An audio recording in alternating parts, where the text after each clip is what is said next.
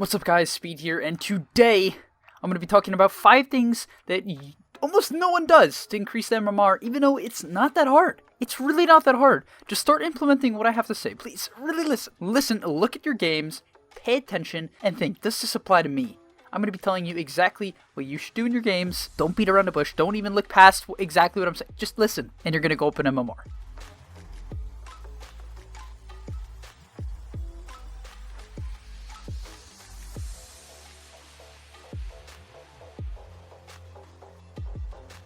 This pro guide you're about to see is one of hundreds, just like it, over at gameleap.com. Gameleap is your #1 stop to become a specialist in your desired role fast. Check us out today with the discount link in the description below to unlock your hidden potential, but for now, let's hop into the video.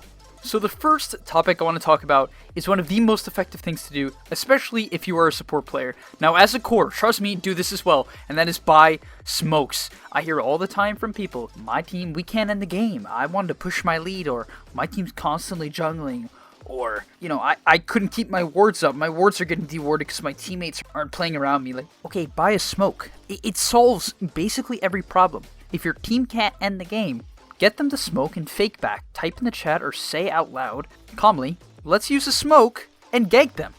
That's it. Buy a smoke, walk up to them, and if you click it on them, 9 times out of 10, they run with you. Now, if you want to ignore me and say, no, that doesn't happen, Speed, okay, I'll take your word for it, bro. Smokes apparently don't work for you, but I swear, I have a 90% success rate with smoke ganks in solo queue, especially now that I'm doing this randoming series for the GameLeap website. It works like every time. I just pop a smoke and we get a pick, especially in the 30 to 40 minute marks where we kill a core and the game ends. Not only that, I mean, just to cover the other topics, like if you're a support or a core, you should use this for ganks, you should use this for warding, you should use it to get you into Roche. If you're not buying this item and you click on your replay and genuinely look at it and say, were there 3 of the purple smoke balls in the store for the majority of the game, take some blame.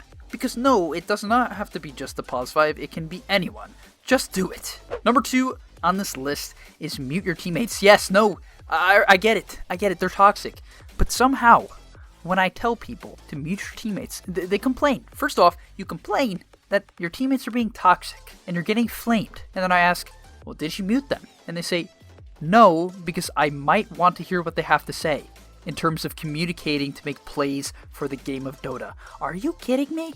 So you're telling me it's better to take your shot on hearing the 1% chance they make a good play call than to mute them than 99% chance that they flame you and tilt out. Recently you might have seen the Morphling video I made where I talked about who you need to go on. I was tilting very hard that game. I was. Like everyone else, I tilt. And yet I muted my teammates, I put my head down and played Dota. Know what happened? I won. If I ran down mid and broke my items, low chance I won. And that's strictly because I muted my teammates and played some Dota without tilting out of this world. Please just reflect on yourself. Like, if you're not muting, just mute. I have no more to say about that.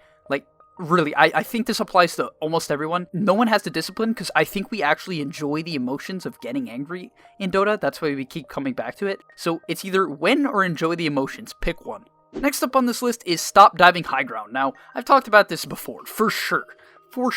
But basically, if you look at any pub, almost any pub, in every single bracket, in every server, the majority of games are thrown high ground. Not only that, it's hilarious. It's hilarious.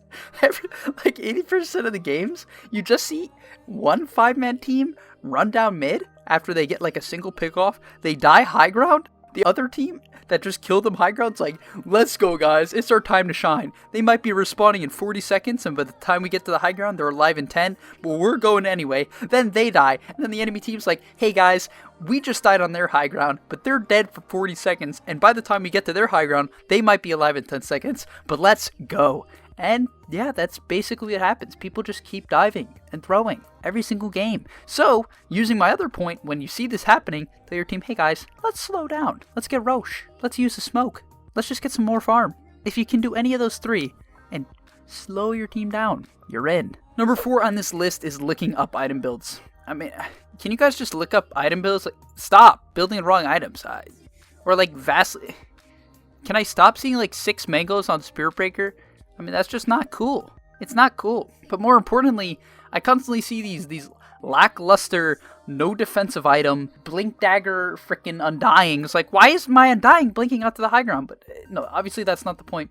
But please, if you're gonna play a hero and you're not comfortable, or even if you, literally what I did when I was playing solo queue, I picked random stuff all the time. In fact, there was a period in time when I was like 3K and did not have a great mentality. I started randoming, and what I did was I'd random, I'd look up a YouTube video of the hero, and I'd copy everything they did. And you know what? I think I had a fairly high win rate simply because I was doing what pros were doing rather than banking on my 3K intuition.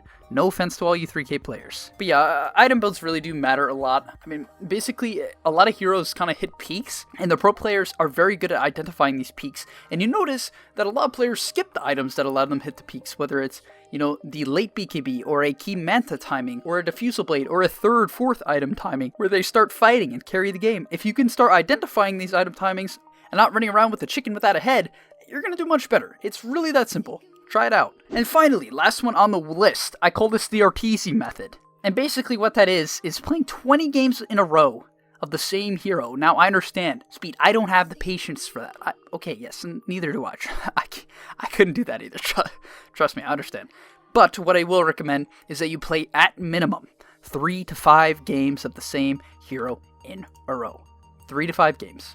Okay? Now, the purpose of this is because when you are learning a hero, let's say you're learning Lycan, or you're learning Lifestealer, do you think it's a good idea, when you enter the game, to have to figure out during the laning stage how much damage your hero does, what items to build, and when you should start either A, pressuring the tower, B, going for a kill, or C, farming the jungle? How in the world could you expect to win if you have to figure those things out every single game? And take a look at your recent matches, all you Dota players, all you people who can't go up in MMR. If you look at it, you're going to be like, oh wow, why did I pick Chaos Knight, then Sven, then Lycan, then Slark, then PL, then Animage, then Phoenix, then Oracle, then Nyx Assassin, and lose 60% of my games? And yes, it can be this simple. For all you people who hate on the Meepo spammers, there is a reason why they go up in MMR. Now you could be like, well, that's a Meepo spammer. Yes, but the reason why these players are so good at their hero is because they simply believe in it.